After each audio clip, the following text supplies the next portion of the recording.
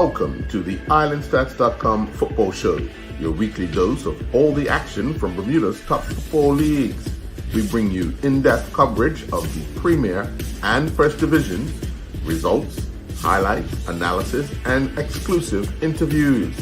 We also keep you up to date with the latest news and developments from the Bermuda Football Association.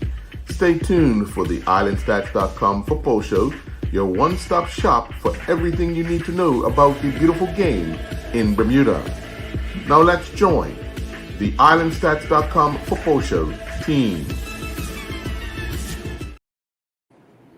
Well, good evening and welcome to this edition of the IslandStats.com football show. I'm your host, Earl Basden. Joining me are co-hosts Andrew Griffith and Garrett Punchy Dill. Gentlemen, this evening we'll be talking about Bermuda's match against Trinidad and Tobago that took place at the Philadelphia Southfield Stadium at the National Sports Center on Friday night. We do have another match coming up on Tuesday night against Jamaica. And let me bring you the results from the FA Challenge Cup preliminary round from this weekend. Island Bulls won by default over Hamilton Parish, and then you heard default. Hamilton Parish didn't field a team. Okay, so other results. Somerset Eagles 2, Island Bermuda 3. FC Rhino 1, Wolves 0. St. David's 2, Young Guns 3. Southampton Rangers 2, Robin Hood 2. That was after extra time. And then it was Southampton Rangers 6, Robin Hood 7 on kicks from the penalty mark. And the final match, it was Somerset Trojans 9, Terrace Onions 1. Those were the results from this, and we'll get to that. But let's turn our attention to, obviously, the international Friday night going. Punchy, give us your after watching the game, give us your overall opinion on Bermuda. Earl and Griff, it's kind of getting to the point where it's very disappointing. It's almost like something that we expected again about early goals given up. Is it a reflection of ill preparation? Do we have enough? And people, you kind of conversation have with people. Is the quality there? Is the coaching there? There's a lot of questions that have to be asked in terms of where we are in terms of for a country. And it was very disappointing again to talk about how early the goals are given up. And you just go back to statistics in terms of how the goals that we concede in the first 15 to 20 minutes. And then you're asking how they're conceded. And it's just disappointing. Overall, it still looks like when we were ill prepared. It looks like we were very static. We just never got out of second gear, man. We never got out of first gear, man. It was just like we were just, Trinidad again. What is also very noticeable, athleticism. Since when Jamaica, Curacao, especially Jamaica and Trinidad, I think Curacao was a little less, but athleticism is showing that we look far behind in terms of athleticism, in terms of how we quickly counterattack. And it just looked like we're behind again. Yeah. And those questions got to be asked to of the coaching staff. And, where do we go from here? Because it's very, very obvious that a lot of people that I talked to after the game against Trinidad again, same old scenario. Well, same old scenarios. It's hard, but those questions have got to be asked and it's got to be discussed. Definitely. Griff, give us your evaluation on Friday night for Bermuda. I see it slightly different, especially after we looked at the end of the Jamaica Curacao game. So Curacao is on top of the group. Mm-hmm. So I see Bermuda as kind of like a lower level team in the FA Cup. And if it bounced right for us, maybe we would have beat Curacao.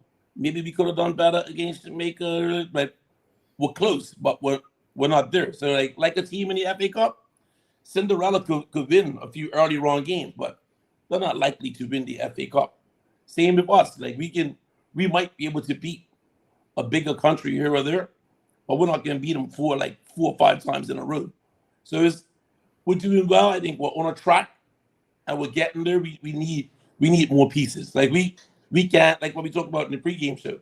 We can't have people in the 8th and 9th tier professional football in England playing against people that are playing in top Premier Division professional leagues. So it's still a gap, and we have to work on closing that gap. Yeah, which I think that's what Punch is alluding to when he talks about figuring things out. One of the things, Punchy, from watching the game, our identity, and I think we've talked about this as well. What is our strength? Where are we going to get goals from? How are we going to stop the other team from scoring? And I think that's what we're not. I guess we're not seeing on a regular or consistent basis. As we noted in the pregame show, when Bermuda scored against Curacao, we saw a totally different team. They believed they could score. They believed they could match that team. But in the 2 games in Bermuda, because we haven't scored, we haven't seen that type of response. Wouldn't you agree? Well, yes, I would agree with that. But there's also, you're looking at how the goals. So, look at the first goal against Trinidad. I thought Harry White should have stopped that cross coming in. That ball was almost outside. That ball, I think, and there's question marks about again about that the back 4.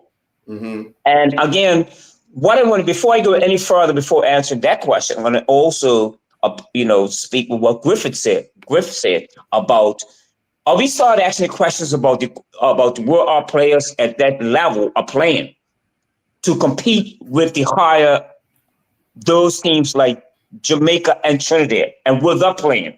So when you look at the roster where our players are playing, you're looking at Nakeem Wells and you're looking at Reggie Lamb, who's definitely up in age now. So what are we talking? Those discussions are going to be held. Are our players playing at a level that is really can compete with the players that play for Jamaica or Trinidad or Curacao? Are they good enough? And those questions, I'm saying, those questions are going to be asked because, like Griff says, what leagues are we playing in? Now, when you go back, when you look at, okay, I'm just a reference. A form of reference. You look at the Danish national team or the Dutch national team, small countries competing with the Italians, but against like Italy. But those players are playing in the higher, better leagues, top leagues. You wouldn't even be playing for those teams. You're playing in the 3rd division in Scandinavia or somewhere for Holland. So are we also going to have that conversation about the ability or the quality that we have at our disposal in terms of at the national level, or is it the coaching? So those are 2 questions that we have to be asking them. We have to be looking at and discussing, because it's very important for us to have those conversations. If we're going to have these we're going to be in those conversations concerning Jamaica, Costa Rica, and I keep telling you guys about when you start seeing where we are, and then you start saying, okay, who can we beat in these competitions? The Jamaicans, Trinidadians, Costa Rica, you go to Latin America, who will we beat? It's very important to recognize that. And so Griffin, again, just adding to what you said, look at the roster. Look at the Trinidadians, where they're playing at, the players are playing at, what level we're playing at, where our players are playing at. Punchy, let me ask you, would we suit having more players play in the USL Championships, the league that Kano coaches in, only because we've seen them come here and demonstrate at a higher level, but I think some of our players can make it in that league. We had Zico playing just above that league, but I think people's eyes are so focused on, I'm gotta be in England, when 2 hours away, they could make a team if they give themselves a chance. What you think? Good question, Al. I think that's right. I think a lot of our players could play in that league with Cano's team, what they're playing in, the USL. And it's very important because only all the way 2 hours away. And in Canada, they have a certain league like that also. Yes, they do. Exactly. Yeah. So before we start having our thinking way about, I'm going to go play and train with the Manchester United, so I'm going to go up there and have my son is 12, 13 years old, training academy at Manchester City. But when you get 16 to 17 at this age now, we'll start to look past that, maybe the USL, and taking those steps to get further. And it's going to take a time. But I think you're absolutely right. Our players should be trying to look at playing in those leagues in the American League also, which is a very, very good standard. The NCAA college level, it's very hard. Yeah. When you're talking about Clemson and you're talking about University of Connecticut, you're talking about football in general. And David Baskin and I were talking about the collegiate level at the NCAA one is very high. So, we're talking about even having the players getting good education, but that's still a good standard. I think one better than you did. How about if we had 15 or 20 players playing at Division I schools in the U.S.? Actually, if you look at it, Division I is just under the professional. It's considered just under the professional realm of football in the U.S. because most of the guys that come out of D1 schools end up with professional contract. Yeah. So it's.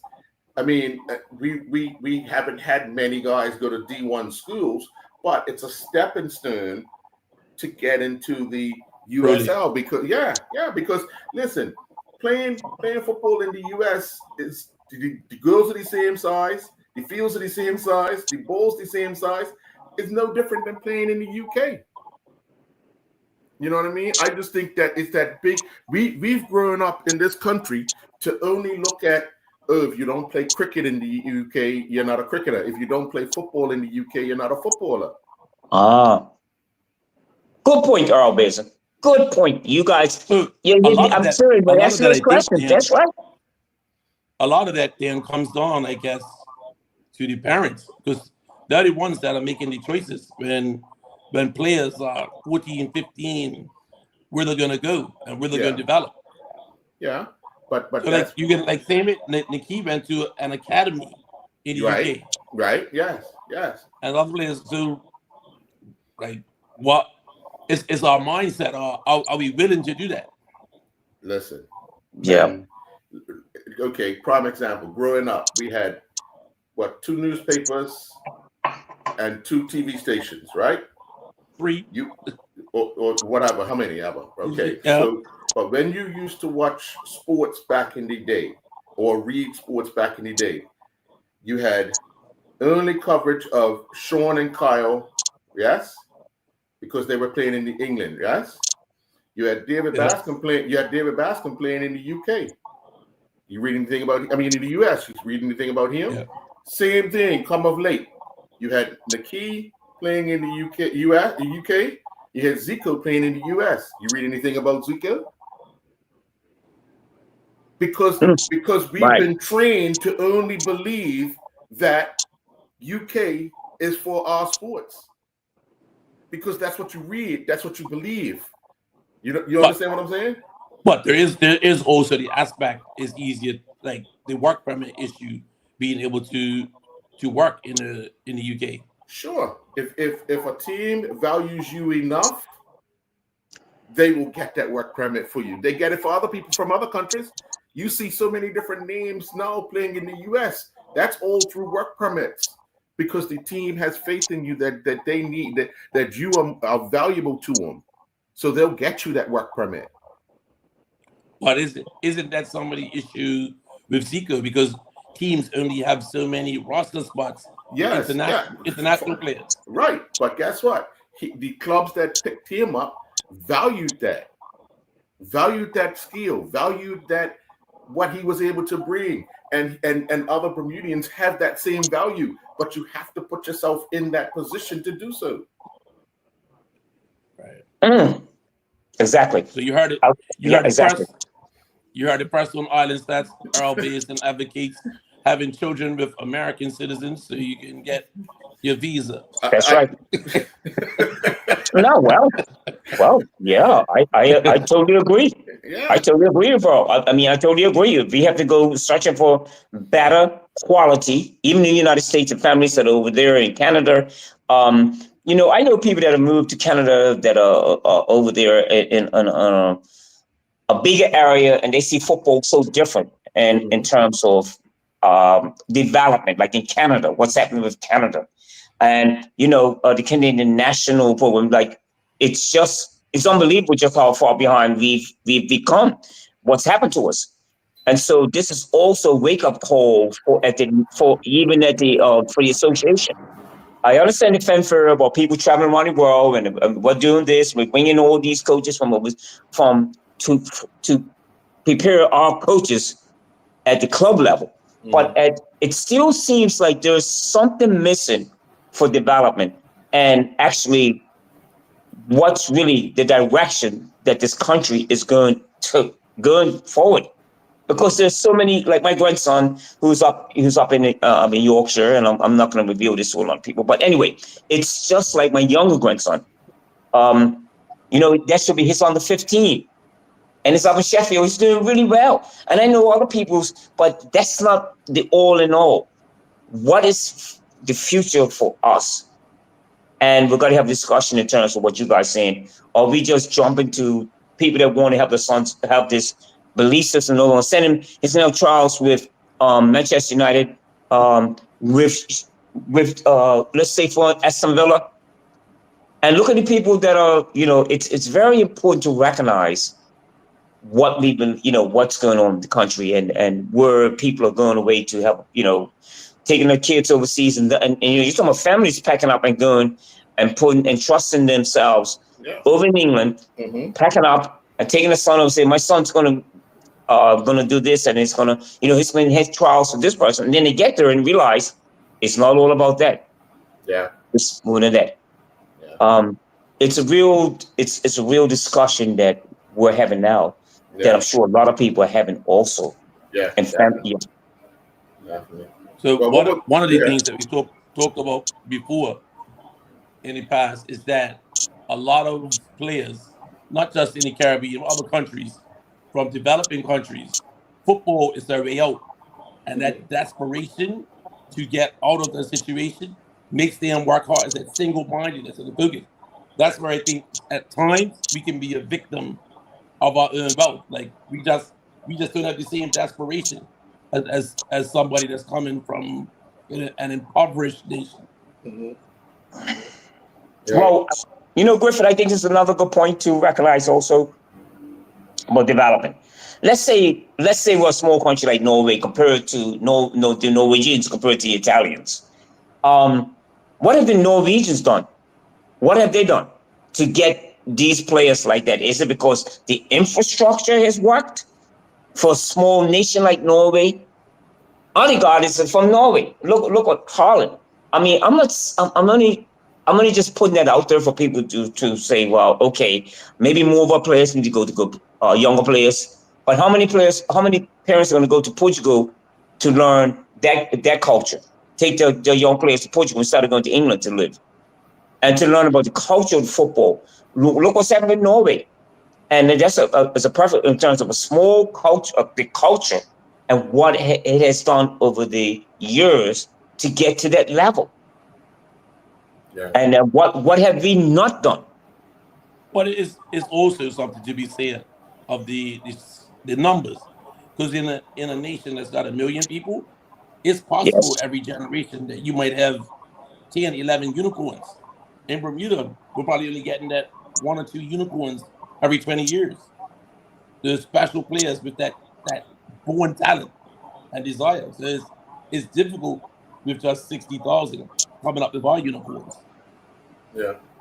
Well, what we do, we're going to take our first commercial break. When we come back, we're going to shift our attention to, obviously, Tuesday night, and what Bermuda needs to do to have a good result against Trinidad, Jamaica, who's now in second place in the division. We'll be right back. Some classics never go out of style, like White Rock Ginger Ale and Mixers. Crisp, clean, and refreshing, they're the perfect match for your favorite cocktails, a sparkling base for mocktails, or simply enjoyed on their own. Whether it's family gatherings, weekend get-togethers, or just unwinding at home, White Rock brings the flavor that fits every occasion. Proudly distributed by John Barrett & Sons, and always available at Lindo's. Why go anyplace else?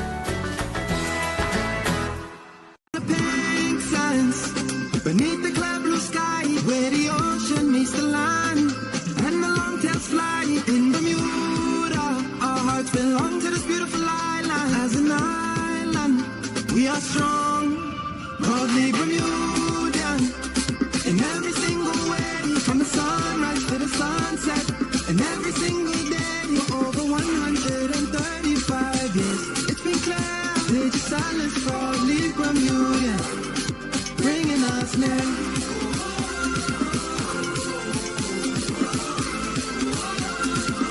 Cause we are proudly Bermudian.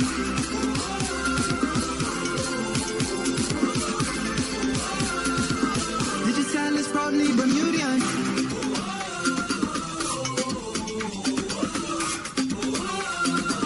Digital is proudly Bermudian. You ever crack open a Coke and just... perfect. It's that cold, classic hit that never lets you down. Whether you're chilling with friends or just need a break, you can't go wrong with Coca-Cola. Coca-Cola. Nothing else compares. Proudly distributed by Butterfield and Vallis. And welcome back. Well, as we know, we are at the bottom of Group B. Curacao defeated Jamaica on Friday night 2-0 in Curacao, and we knew that Trinidad defeated us 3-0 in Bermuda.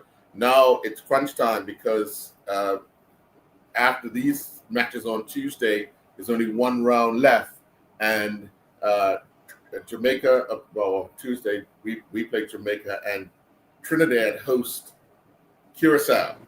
And we know that everybody's trying to be, if not the winners, the second best team in the division to try and go through to that playoff.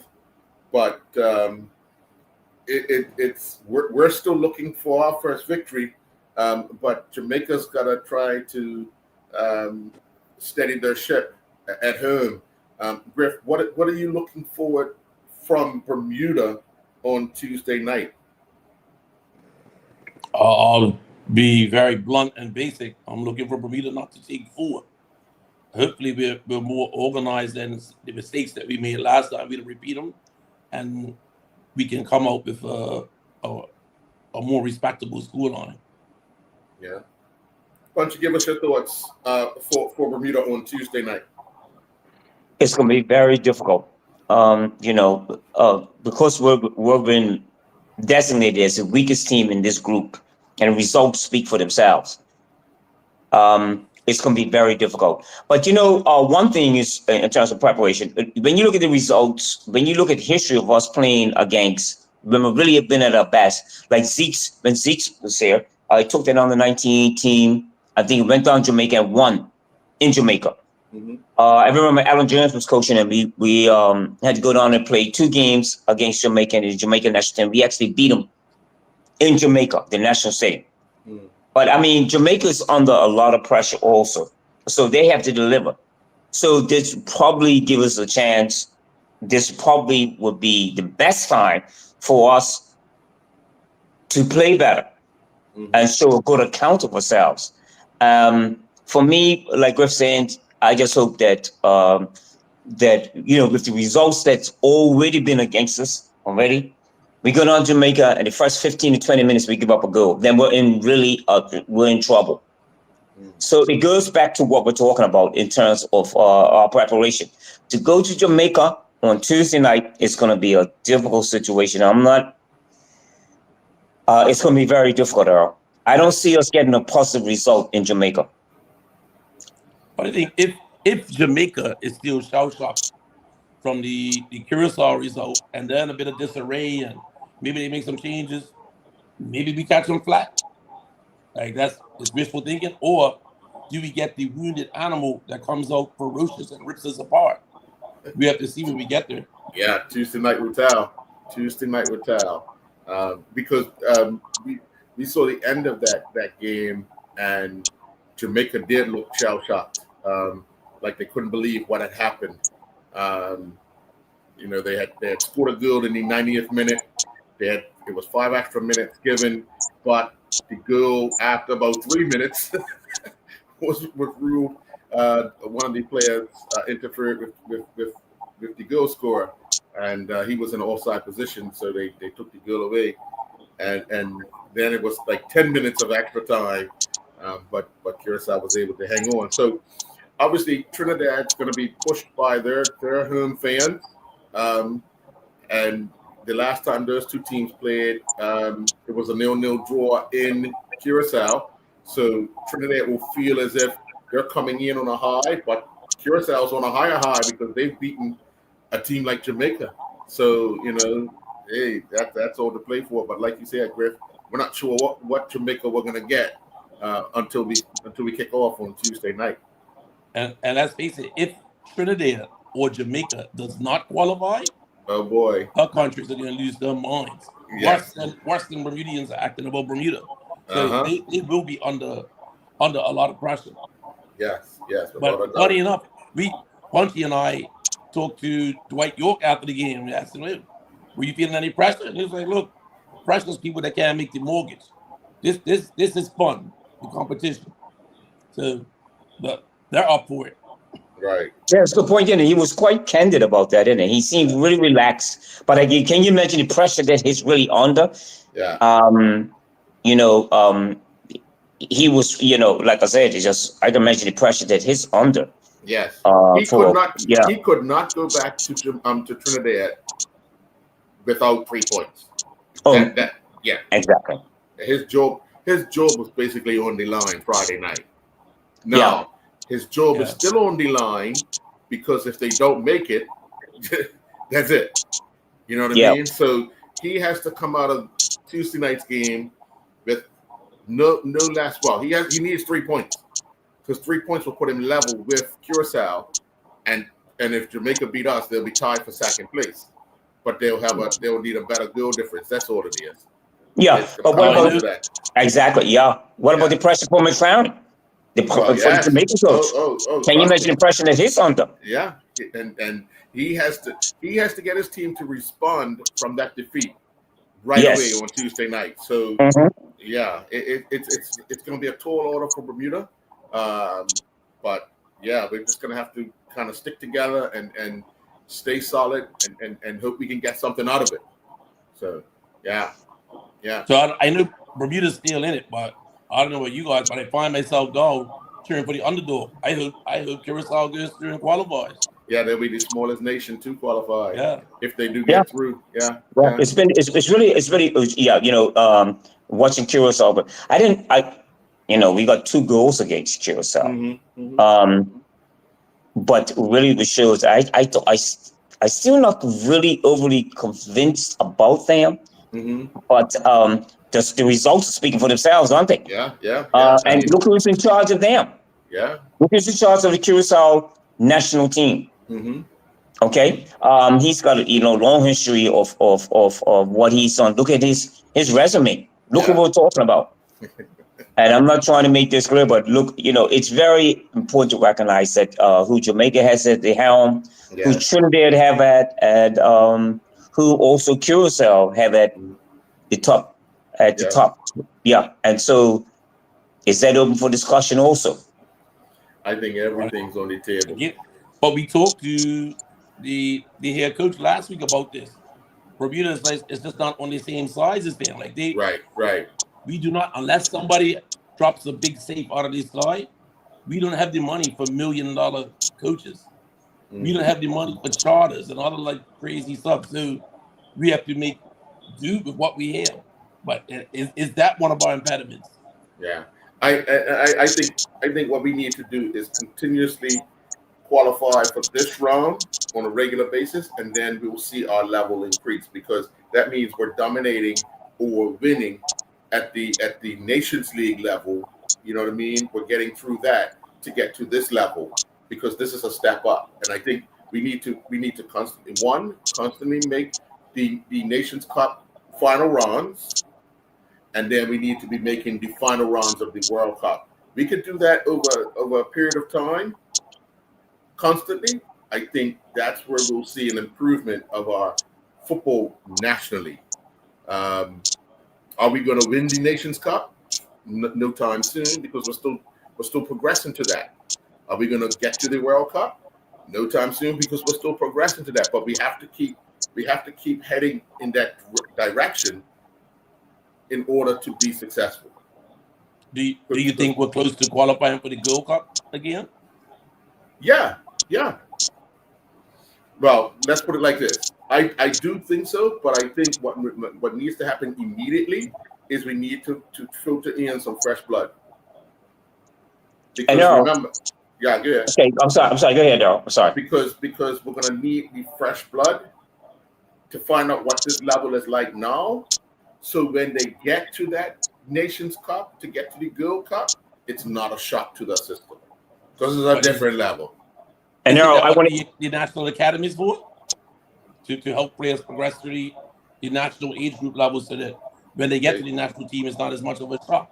Right. Well, at the national academy, it's like playing Premier Division football here, isn't it?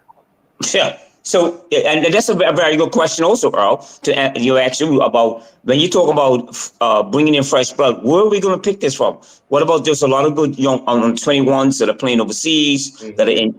So where is that talent going to come from at that age? Yeah. Who? And then we need to have like, okay, this person again, who's playing work? Like a Johnny, my grandson, where are they playing? And who's the next generation of football when you're saying we're going to start bringing in young players, but we're from? Right. And so, who are they? So let me just say this here. There was a lot of celebration about Bermuda's under-23 team winning the Island Games. Yes? That's under-23, right? Yeah. Stepping Stone, Pan Am's under-23, Olympics under-23. You can have X amount of players over the age, but if we're not entering those competitions, we don't see what that level's like at 23. We see it when we're 23, we're playing in the national team, but it's the gap. So now here's an opportunity to play in a competition that has an upper level, because if you look at the team, you look at the countries that are playing in the Olympics, you look at the countries that are playing in Pan Ams, you look at the countries that are playing in CACs. That's where we should be. Our younger groups should be playing in that as a stepping stone to the senior team. But if we're not going to enter those tournaments, then it's a shock to your system when you get to the national level. Exactly. You are absolutely right, though. Well, I couldn't agree with you more. Qualifying for the Olympics is like just about the same as qualifying for the World Cup. There's a lot of high quality teams. But the qualifying process is not that easy. Right. But however, if you enter the Pan Ams, you have an opportunity. Now you're playing, right? Now you're playing X amount of games against Argentina, against a Paraguay, against a Chile, you know what I mean? At a younger age. You see, so there's opportunities. We keep ignoring those opportunities, right? So our players are 20 playing in the national team, but ain't playing in a competition that of that age group they could compete in and get the experience. I think ignore it might be too strong a word, but I think it might come down to when was the last time? Hold on. When it comes down to funding, when you enter the Pan Am Games, just like when you enter the Olympics, that funding don't come from your association, you know. Yeah. That funding is through the Bermuda Olympic Association because it's part of their festival. Now, you get funding to help you progress through that because they go on your behalf and lobby to get you the funding, right? yeah, you might have to come up with a little bit of yourself, but the opportunities to play those games at those levels is you cannot deny that. And we have not entered those the level competitions, and I'm talking age group competitions in football for how long? For years. So I'll get pushback on it because you're talking to a former treasurer of the BOA. Yeah. I think the funding is not where we believe it is, and it takes a lot to bring players back from all over the world. It's not as simple as getting 20 guys from Bermuda like we used to. Yes, I understand that. I understand that, but if we're going to say we're not even going to try and look at it or try and do it, then we might as well pack it up and say we're not going to have an under 23. What's the sense of celebrating the island games where we should have been at that level playing against those teams with the talent we have at 23? But how many of those guys are in the national program? I don't think all of them. That's right. Exactly. Exactly. How many played in the national team? In the senior team, but a lot of them were in the academy. They keep tabs on these guys. They're coming through the academy, under 17s, under 19, under 21, they're coming through. They have tabs on them. Okay, so why can't we go and play an under 23 tournament? I think that's a BFA question. But at least you're bringing to the forefront about if you're not in these competitions at under 18, under 19, under tournaments, preparation to get into the national senior team, because now you're playing at a certain level. So now it's just a step up, and you know what's required. Once you play, because you just can't throw people in at the deep end. And again, winning that tournament, the under 23s, in where they went in Greenland, but who were they playing against? Truthfully speaking. So there's a lot of questions to be asked about the direction of the national program and where we're going. I'm talking on all levels. Who's in charge of it? Who's coaching at that level? For the under 15s, under 17s, under 19s, how many competitions we're in and how competent we are, how we play, and the results and how they're achieved. And I think there's a lot of questions to be asked about to the association, because it's just not happening. And so when you get to the senior level, you're looking at, wow, this looks terrible. This doesn't look right. And so when we get at that level against the Costa Ricans, against the Hondurans, against Jamaicans, and the Trinidadians, and now Curacao, then you're gonna have a problem. Yeah. It's just, and the question's gotta be asked: where are all our good under 19 players playing? Where are they? Where's the under 23s? Name them. Let's see what's next. Who's going to be coaching? And that's a problem I also have too. That's open for discussion too. Also, and who's in charge of our under 15, under 17s, under 19s, under 21s? It's all going to be asked, and it's still questions. The fingers, it's still questions to be asked. Seriously, and at least we're having a discussion. So we just had a comment come across the screen saying that the BFA does not keep track of people in the academy. I push back on that a bit, because I know 5-6 years ago there was a database that you knew where everybody was, contact details, parents, addresses, school, club. They had all of that, and they would keep updating it as they were going back and forth with players. So if something has happened where that doesn't occur, which I find kind of strange that they would let it go to the side, that's a little disheartening. But I would have thought that they would have developed it and made it better in the last 5-6 years.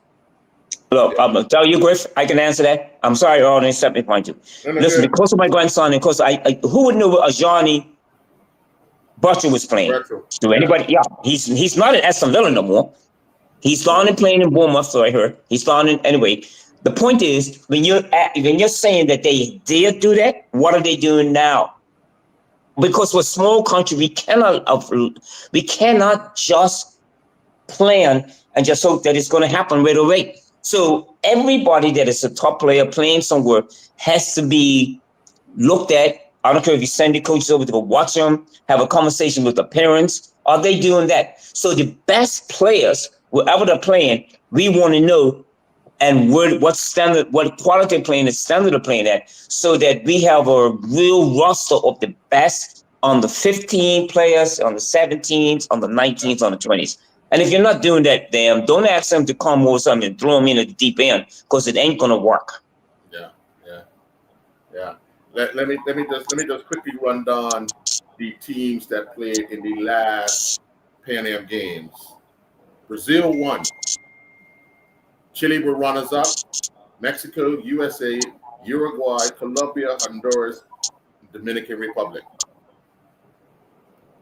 But those are the countries we're playing at these. Well, the bottom half of the countries we're playing in the senior leagues. Yes. Yeah. But here's an opportunity to meet them at an age that we could find out where we're at. That's all I'm saying. We have to put ourselves in positions to grow. What's growing people, at different levels. Yeah.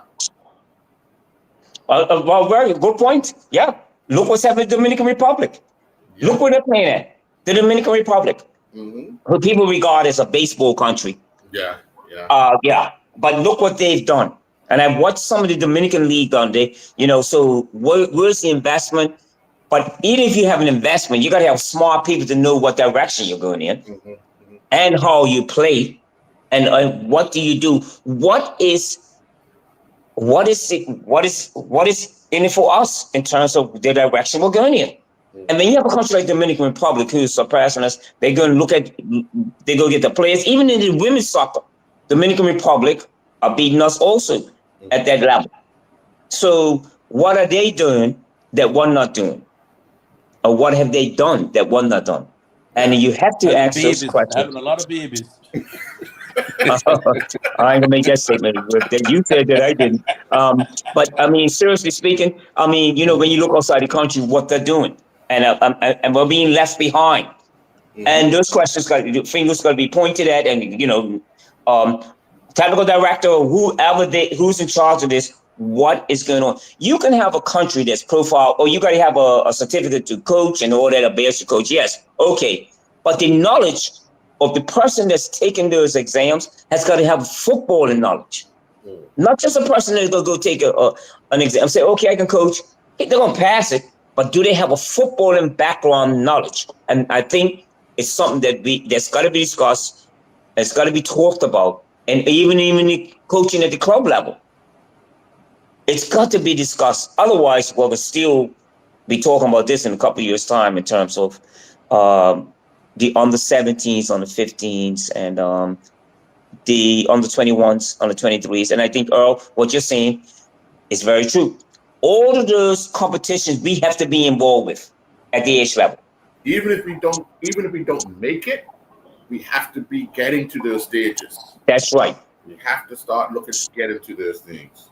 We can get into this. That's right. Yeah. But what we'll do, we'll finish. One more question. Do you think we'll ever qualify for like a under 15 or under 17 World Cup before the senior team does? We stand a better chance because at that age we're still raw. Yeah. I think. Good question. In both male and female. Yeah. It's a lot of work to be done. It's a lot of work to be done about that, and that's open for discussion about who's in charge of that development stage of the country. And the other thing I want to add is that yesterday I saw an ESPN show football, and it's just something I watched a lot to get some more information. And there was the football in nations, and there was something on Germany, and what they've come from, and what they've done. Now this is far-fetched, but I can't believe just how they changed the philosophy of football. And you might not, a lot of people probably will see the German football, they're probably German, but what the Germans did in terms of, changing the philosophy of football in Germany, not just from a physical point, but a tactical point. And it was just amazing to see that. It was really amazing to see what Germany have done. And also, on Italy, the same thing, how they transformed the national identity of the country so that they're still a force. And German football, what it was just amazing. I don't know. That's also open for discussion. Yeah. Again, I don't want to go into that, but yeah. Sure. So what we're going to do, we're going to take our second commercial. When we come back, we're going to talk about these FA Cup upsets. We'll be right back. Beneath the cloud blue sky, where the ocean meets the land, and the long tails fly in Bermuda. Our hearts belong to this beautiful island. As an island, we are strong, proudly Bermudian. In every single way, from the sunrise to the sunset, and every single day, for over 135 years. It's been clear, Lady Sally's proudly Bermudian, bringing us near.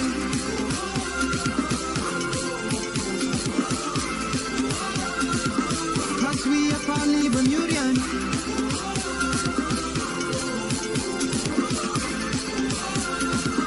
Digital is proudly Bermudian.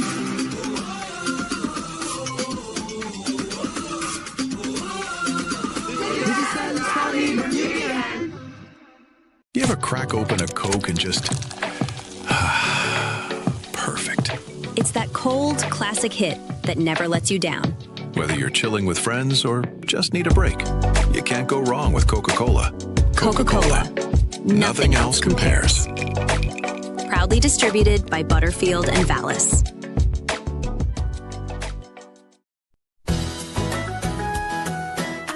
Fall in Bermuda isn't about sweaters and raking leaves. It's ocean breezes that cool the evenings, weekend picnics by the water, and family dinners that bring everyone together after long summer days. At Lindo's, we've got everything you need for this season on the island, from fresh local produce to the staples that make your table feel full. This October, make fall in Bermuda taste just a little better. Lindo's, why go anyplace else? And welcome back. Well, as I said when I was giving results, Hamilton Parish withdrew from the FA Cup. This is right after a week after taking 15 in their opening game. You think Parish show up next week, Punchy? No. I don't think so. I really do think that if they're talking about training, all the players will come out to at least help with what's going on in Parish. But I see it, it's another discussion that we got to have about what's happened for a club like Parish, Hamilton Parish, and just how easy it is for them to be in the position that they are. I think like Island Rangers. Let's look at some was a little questionable also.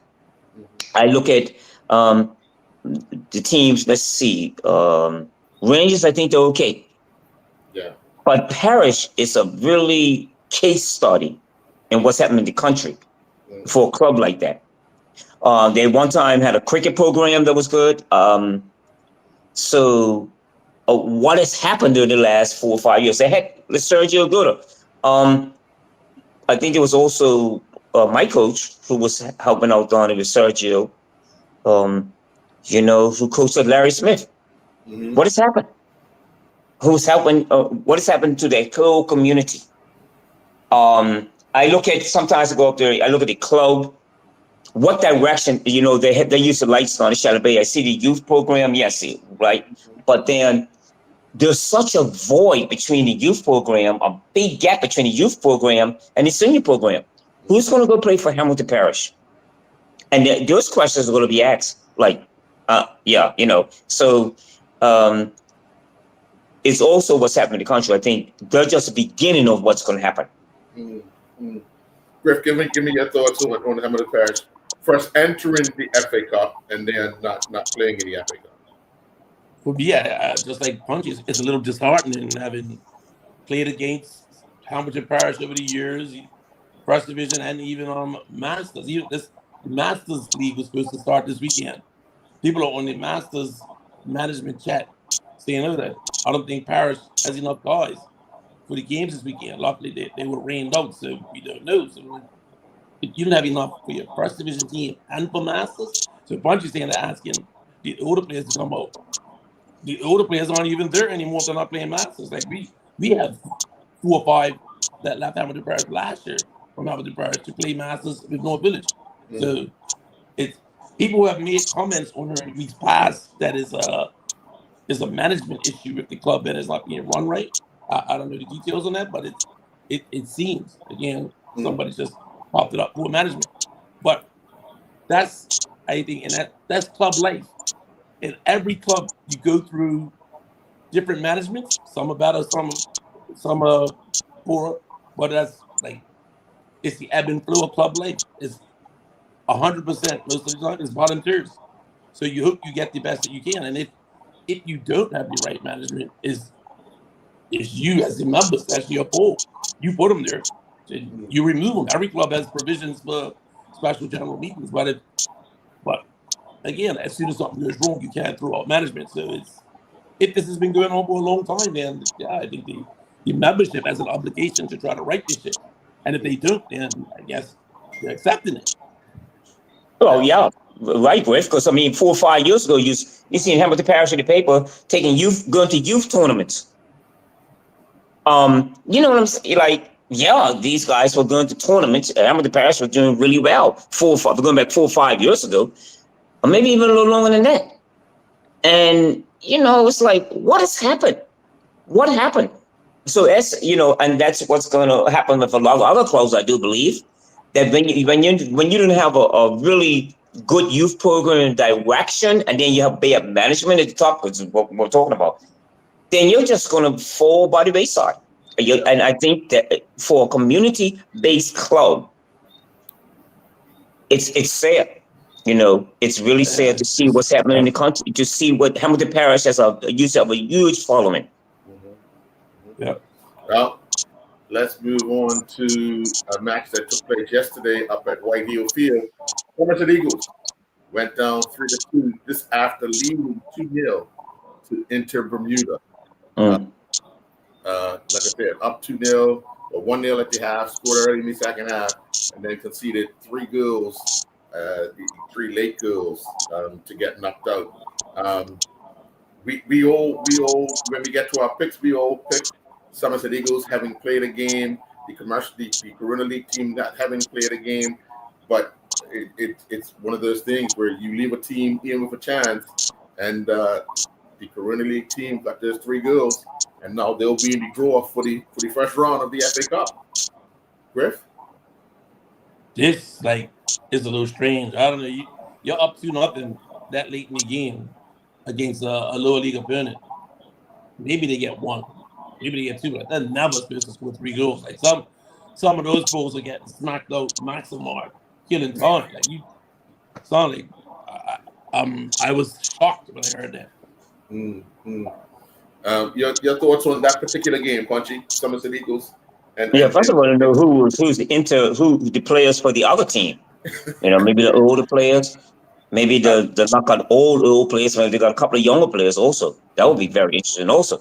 Yeah. But Somerset Eagles again, the hype was that they look like they're pulling themselves together. But that's another club that's under question marks for me to ask about. I think they're going to they were hanging on because where the players going to play? Who's the best young players? The youth program. You don't see Somerset Eagles having youth program. I don't think they even have a youth program in terms when they have the Kappa tournaments. Do they have teams that go into the Kappa tournament? I think they do. Okay. They used to, but I think they do still. But then look at the hill. They have this great field up there. But look at the structure. And I think, again, what's going to happen in this country, I think Somerset Eagles, the guys that are playing for them now, what about when they get older? And, before Somerset players should go down to the ones that they make the Somerset team, they go down to play for them. And the best players that were called to make it in Somerset, that ain't happening no more. So, and there's no, when you're playing in that league now, even if you lose all the time, you're not going to be demoted. So to say like, okay, well, you're out, you can't play for more in that division. So there's consequences for them. And so this is what's happening. They don't have a youth program. No, they don't. They don't. Yeah. Yeah. I mean, those questions gonna be asked about that when you see these schools. You're like, wow, you know, it's really something else with the field. My only concern was going up a couple of years ago watching them. I was like, wow, where do they go from here? Mm, mm. And I'm until Hamilton Parish have a under 17 in the youth division, so that's a big gap as well. That's a big Yeah. gap. Yeah. Do they have any particularly good ones? They might need them to call them up for the first division. You're right. All right, let's move to the next game, which was FC Rhino 1, Wolves 0. FC Rhinos from the Corona League have entered into the first round of the FA Cup draw with a 1-0 win over Wolves. We were talking last week about Wolves going up to Somerset and losing 2-0, but this one has got to sting even more because you've lost to a Corona League team. With none other than Keith Jennings scoring in the second half. So, the Rhinos team obviously have quite a few former players from Premier Division clubs, but still, Griff, give us a take about it. This is exactly what lower league teams are supposed to do. If you have decent, talented players, maybe they may be older in age, but they still have the talent and they can play, you're on the same page. Park the bus, defend, and look for that old girl. Bam, here you go, night Wolves. That's what they got. Yeah. And Punchy, you always talked about Wolves and their structure and so forth. But losing the first game on the road, having to go Somerset, and now losing on the road, having to go to Southampton Oval. But the fact that they're losing to a team, from the, and I'm not downing any team in the Corona League, but it's supposedly supposed to be a different in level. Wouldn't you agree? Oh yeah, for sure. Now I went past the training session just to have a look at Wolves on Thursday. Night, I went past there. Oh, you won't believe the traffic and all the players down there and all the lights and all this sophistication. Whoever's coaching them, and they still come up on it. Like, really, you guys? Like, when you go down and see the amount, what the talent that they have at their disposal, and all the players, they have like 15, 20 players on their training. But then this result, it's like, something's not right with Wolves. And I keep saying, I think the friendly atmosphere, who's coaching them, that it don't work for that group of people. Yeah. That group of players don't need that coaching staff that's coaching there. I don't think they're doing a very good job of the talent that they have there and the amount of players they have at their disposal. And I'm not doing a good job. I'm just saying. And that loss today, like Griffith said, you're not playing the games like Keith Jennings. He can't run a game, but he's very smart. So like, what was the philosophy? What is really, for me, Wolves? It's always again the friendliness of the coaching staff towards the players. It doesn't work, and it don't work. That's why Dennis Brown was so good at doing what he done. You need somebody down there, outside of the influence of that Wolves mentality, that neighborhood, to come in and direct them in the right way. And that's the problem. And they're gonna have that problem until they make that decision. Yeah. I really truly believe that. Yeah. I want to remind you guys, right, that the greatest team on earth, Manchester United, got knocked out of the League Cup by a low level team. So it happens. When you say good point, yeah. Okay, good. When you say the greatest team on earth, you said by name, right? Those are not. Not far from it. Thank you very much. Yeah.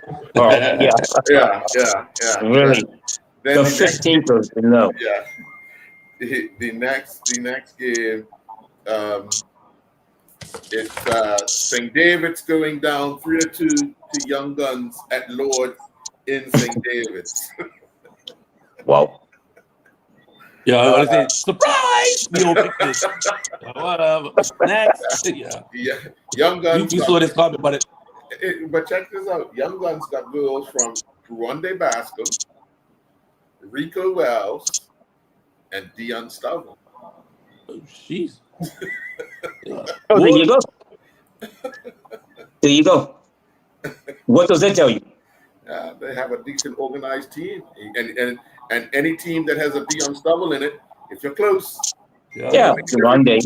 Yeah, of course. Yeah, yeah. Those guys have played at that level, Earl. Dion Stoll, even the one day coach in St. George's, I mean, these guys have played at that level. Maybe they ain't got the legs. I think the one day would, but they're all of those he run. But it's just, let's say Davis is another example of they're never going to fall. St. Davis ain't going to fall. But they are just where they are, and those type of things are going to happen for them. And then don't forget they lost Keyshawn Bean too, who's now playing for Lebanon to help out. I think if that's right, exactly. If St. Davis can hold on for a couple more years, because they now have a vibrant youth program, eventually that will filter into the senior team. You've seen they've increased their numbers of youth program teams, which is a good thing for them. And I just think if they can hang in for a little while longer, they'll start to see the fruits of the benefits of having that youth program. Because for years they were sporadic having youth programs, but now I think they've understood that they've got to have that in order to filter into that senior team. And I think they will benefit eventually from that. Yeah. Of the remaining Corona teams, Island Bulls, Inter Bermuda, Young Guns, who would First Division and Premier teams fear most to get in the draw? Oh, I don't know. What you said about just now about Young Guns, I think teams will want to be aware of them. But what they want to, but what any Premier team would want to do is run them. Yeah. Yep. Because as Punchy said, I mean, the talented players, but how mobile are they for 90 minutes? And that'll be the difference. You got to be able to run them out of the game, kind of thing. Yeah. The next match was an old First Division match. Southampton Rangers hosted Robin Hood. That match ended in a 1-1 draw first. Went to extra time. 2-2. Went to kicks from the penalty mark. Went 7 rounds, with Robin Hood winning 7-6 on kicks from the penalty mark. So that's just one miss in the penalties? The seventh kicker from Rangers missed. And the seventh kicker from Robin Hood scored. So the fans got their money's worth there. One goal in the first game, which was Rhinos beating Wolves, and then 4 goals in extra time total, and then a penalty shootout that would have been knife edge. That walk from the halfway line to that penalty spot, if you're the fifth taker, it's got to be a rough. And then you go to sudden death. So that person walking 6th, boy, the amount of things that go through your mind. And then for Robin Hood, after Rangers scored the 6th one, and then the Rangers player misses. That guy walking down after the ball for 7th. For Robin Hood.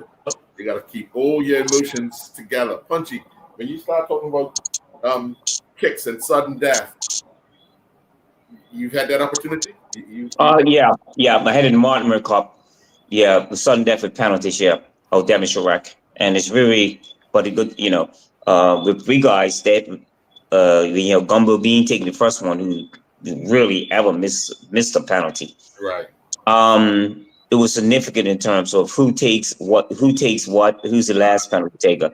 Right. But my thing is what was most interesting. I wanted to go to the game, but I was on my bike, so I couldn't go because the rubber was that way. I wanted to see actually what was most important to me, to see that you got the guy from Quincy Hunt, I think coaches of Southampton Rangers. Am I correct? Yes. Yeah. Yes. And then you have Sergio Goda coaching that. I wanted to see just how balanced the game was, the quality of the game. Right. And because you got these 2 young coaches, Quincy and I know Sergio, Right. But what was interesting in the comments of 2-2, I'm sure that it must have been very, very interesting game. Yeah. Well, With the crowd up there. Rangers scored in the first minute. And, Oh wow, yeah. But you, and Robin yeah, Hood what's didn't equalize. Robin Hood didn't equalize till like 70th minute. yeah, but what's also good is don't forget the new management up there, what they're trying to bring back to their club. Yes. Yes. Well, I got to applaud the president. Yeah. Who hired. Yeah, Butch. Yeah, I got to applaud him. Yeah, what he's trying to bring, because you know what the stigma is up there has been for years. But it's it happens. I'm glad for. But I just wanted to see it in terms of the quality, because those two teams are expected to be challenging for promotion. Yeah, and then what's exciting is see what Sergio Aguero is working with compared to what he's working with down at Pembroke, down at Hamilton Parish, and also Quincy Hunt. Who is now up there, and you see, it's still, I think Rangers is going to be rebuilding under Butch, and that's a football program, because also the football program, just like the cricket, is being revitalized. The whole neighborhood is being revitalized, and I think it's one off, but I still think what they are trying to do there is to rebuild that whole program. And Butch is the perfect person, and I applaud him for that. Yeah. The final. Let me speak on that one. So some of my friends that are coaches, they say when the game goes to penalties, everybody talks about after the game what they do and how they were feeling about it. He said, as coaches, when you look around and you're trying to pick 5, or you gotta pick 10 in case it goes past that, a lot of the players still hiding. Yeah. People make eye contact. As a coach, sometimes it's not easy getting 5. Yeah. As we've been informed, Rangers keeper saved one player's penalty twice and was made to retake it for a third time, which he just stood and allowed. Well, I guess he just allowed the player to score. Wow. Big difference. Big difference. So he came off his line then. He came off early. I don't know. Yeah. The final game was Somerset Trojans defeating Terrace Onions 9-1. So they were not willing to be one of the first division clubs going down to a Corona League team. So Somerset Trojans basically stamped their authority, and they're another one that will be fighting for promotion. So they will want to test themselves in a draw in the FA Cup. They will probably hope they get a top team, because you want to see where you are and want to see just how you match up, and then how you progress through the rest of the season. So, yeah. Nah, forget that, Earl. If I'm a coach, I want another easy game. Get me to the quarterfinals or semifinal. Then we'll talk about it. Yeah. Oh, I'd like to know who's Terrace. What Terrace? Terrace Onions. Are they coming doctor? Who are they? No, Amber onions, pickled onions. Yeah. Yeah. Oh, okay. Well, the onions on the back. Oh, okay. Yeah. Wow. Remember, they were playing. They played a couple of seasons in the first division. Then went back to Corona League. So yeah. Yeah, but you know what? You look what's happening at Somerset, in it. They haven't been the Hun. They haven't lost. So Cannister, what's rejuvenating that the concept of the Somerset? They're gonna be a difficult. I think. I don't think they're looking for promotion, but if that happens, it does. But I think what they're looking at is total development up there. And of course, Kenny Thompson is the perfect person for it. To what he likes in terms of total development. And I think it's going to happen. I'm glad it's going to be good for the country too, in terms of in longevity. If Somerset can retain what they're doing now and just have what they're trying to achieve, and then become again one of the elite footballing clubs in this country, it bodes well for our country, especially at the young level. What we're talking about, them PHC, North Village, Devonshire Colts, who has always been, and I don't want to leave Denny. I don't want any time people get upset about that. But and even Cougar speak. But you're looking at clubs that have been up in that level for years, and I think it's great to see what's happening again in Somerset, considering the trouble they've had up there outside of football. Yeah.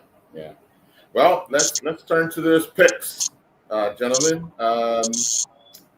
Let's see. First game up was Island Bulls against Hamilton Parish. We all took Island Bulls. We know Hamilton Parish did not play, so we got a point there. Southampton Rangers and Robin Hood. We all took Robin Hood, and they won that on kick from the penalty mark. FC Rhinos and Wolves. We all took Wolves. Nothing there. Somerset Eagles and Inter Bermuda. We all took Eagles. Nothing there. We all took Trojans to beat Terrace Onions, and that ended 9-1. We got our third point. And we all took the Young Guns to defeat St. David's. So we got our fourth point. I move on to 11. Punch is 10, and Griff, you are 10 as well. Okay, so matches coming up this week. Starting off in the Premier Division, I will go first. Dandy Town are to host PHC. Now, I'm not sure if BAA have rectified the issue with their field yet. So there may be, I don't know, but there may be a switch. There may be a switch where PHC take this first game and Dandy Town will play this second game at home. But that they haven't confirmed that. But I'm just saying that that's a possibility. But I am going to go with the consistency of Dandy Town. Punchy? I'm going to go with that also, Earl. They might switch that game to Devonshire Rack. So I would think that I will go with Dandy Town for this. Yeah. Griff? Clean sweep. I'll go Dandy Town too. Okay. Griff, you are up. St. George's Colts are hosting Paget Lions. No. St. George's. Okay. I'm going to take St. George's at home as well. Punchy? I'm taking St. George at home because, Paget's not starting in a good way. I hope everything's working out well. I hope they come along fully, kind of what's happened. The results haven't been going their way. But I think St. George's will beat them. I think St. George's will beat them. So let me ask one question. So that means, is Dion Starble done with Paget, or is he playing both Corona and Premier? I can't remember the rules for that. I can't remember the rules for that neither. I don't think you'll be able to do play both. both? Okay. I don't think so, especially after the FA Cup. I don't think so. Yeah. Punchy, your turn. North Village Rams are hosting Crossroads. So,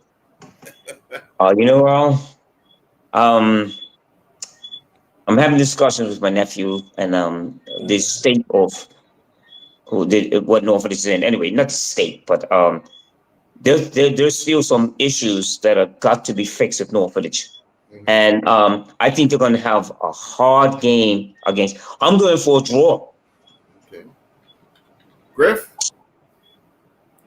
Yeah, you still my thunder. I'll go for a draw too.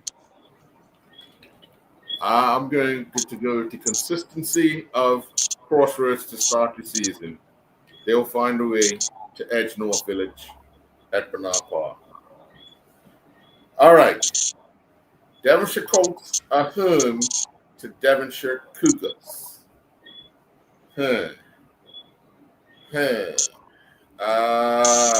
Boy. I think Devonshire Cougars will edge this one 2-1. Punchy? I'm going with you on now. I had a talk with Ray, and I was very surprised about the result against Dennytown up there. And I asked him, "So what's the problem?" He said, "I'll finish it."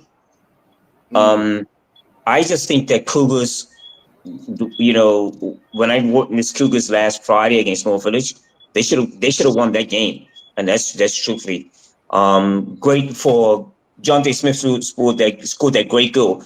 Yeah. But they totally dominated that game against North Village.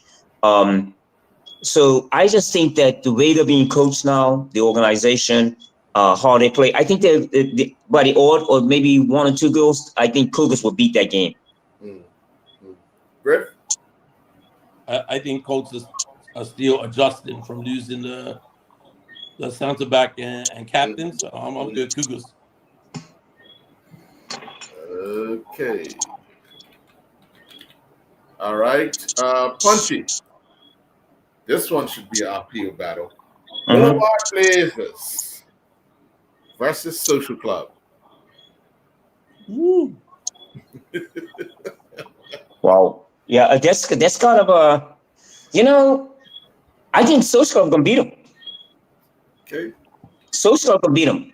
If Yeah. Zico lose and the way they played against Deniton, I think there's just a little bit more. If they like just watching them play, there's a little bit more that they have.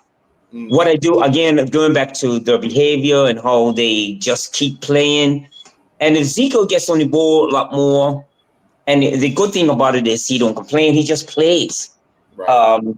But I think Social Club will have the better of this game. I think so. I'm going Social Club to beat them. Okay. Griff? Punchy, you still my thunder. I'm going Social Club too. You're getting a Social Club? So that's a clean sweep of Social Club. I just saw, I watched the tail end of Boulevard play in St. George's, and I think they just ran out of gas. And like you say, I think the front runners for Social Club should kind of end this game early. But on Boulevard, they're going to have to prove something first. You got to prove it. All right, we move to the first division. This game is scheduled for Thursday night. Again, Robin Hood versus St. David's. Griff, you're up. Thank you for the little lollipop. Cindy, I'm a Robin Hood. I heard you say St. David's. No.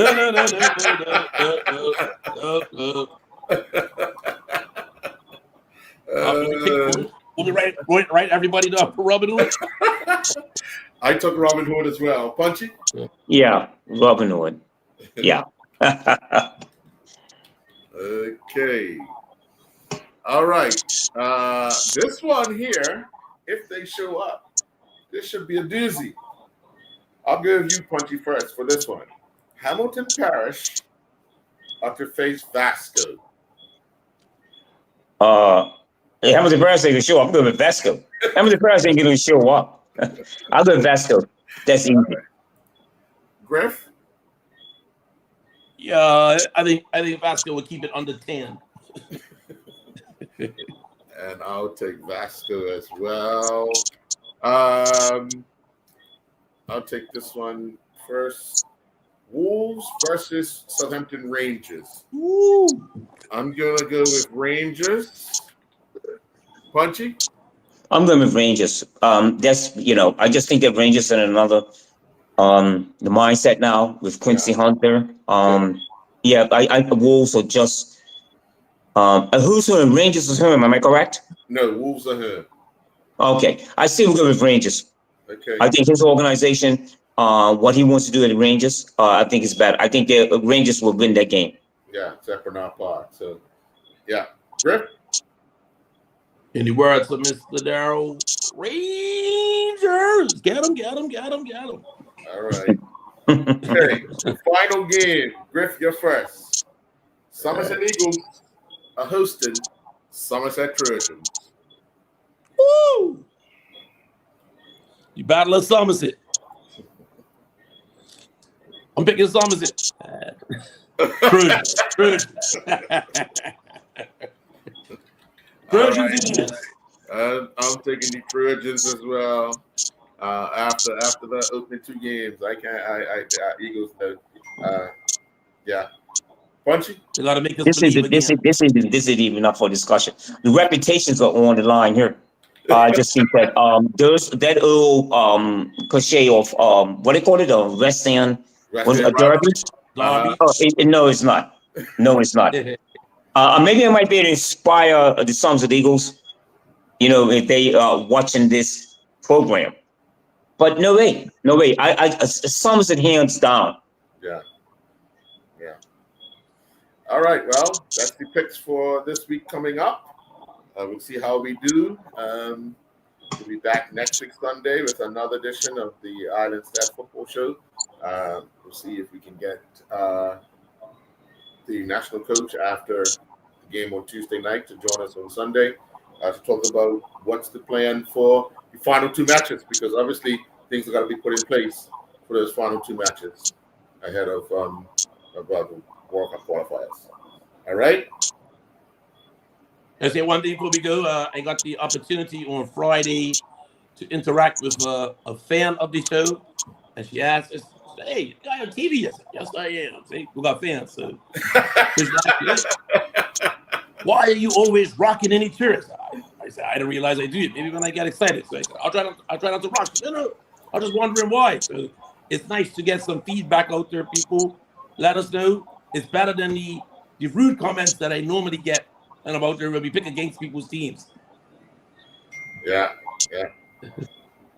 Yeah, well, you see the comment that came in from Gerard Rigo. Yes, you're right. I get a lot of feedback too. My daughter's always telling me, "Hey, Daddy, you got to keep still. Stop interrupting." All and Griffith. I said, "Okay, all right, That's all good. okay, yeah, it's all good though." I keep saying that it is for the country. I think this show is Earl and Griff. I wish more people like having people come in and make comments. Eventually, we will probably have phone-ins. Hopefully that does happen. But it's great to ask the questions, and it's not pointing the finger at people.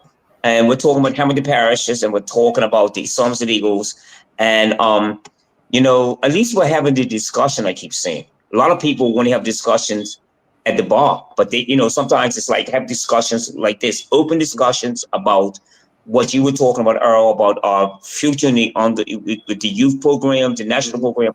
It's so important that we have this show, and people need to follow, and maybe eventually they will have call-ups, and we could discuss. Because I have on the street, how people on Bermuda.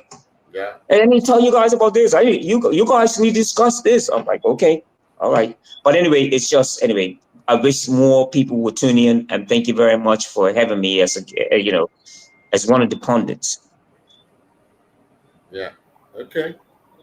All right. So, gentlemen, we'll see you next week, Sunday, 6:00. Have a great day. Have a great evening. Take care, everybody. Okay, everybody.